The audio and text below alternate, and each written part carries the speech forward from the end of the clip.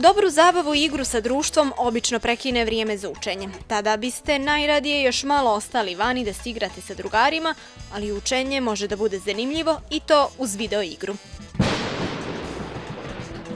Spoj korisnog i zabavnog, odnosno igre i učenja je nova video igra Zevs.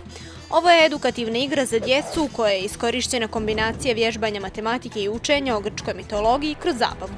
U ovu igru je uvrštena matematika za prvi razred, drugi, treći i peti. Postoje dvije vrste borilišta, antička Grčka i svijet podzemlja, odnosno u pitanju je borba između Zevsa i Atine protiv mitskih bića. Cijela igra je prilagođena temi antičke Grčke, čak i muzika u pozadini usaglašena sa temom. Komande su jednostavne, za svaki zadatak igrač dobija 3 ponuđena odgovora i potrebno je da pritisne tačan da bi nastavio sa igrom.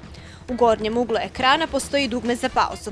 Svrha igre je da se odbrani planina Olimp. Zevs se brani sabiranjem, oduzimanjem, množenjem i dijeljenjem od vojske čudovišta. Pretvorite matematičke radnje u gromove i spasite sebe i svoj tron. Stalno će vam pristizati zadaci, a od vašeg brzog razmišljanja i računanja zavisi da li ćete ostati glavni. Sama igra zasnovana je na brojevima, 12 likova iz grčke mitologije i o svima njima postoji opis.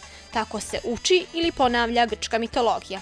50 nivoa, 10 kraljica, a možete da računate do 1000. Novina je da opcija za edukatore pruža mogućnost roditeljima da prate napredak svoje djece u savladavanju matematičkih operacija jer pruža informacije o tome koliko tačnih i netačnih odgovora je dato na određena pitanja.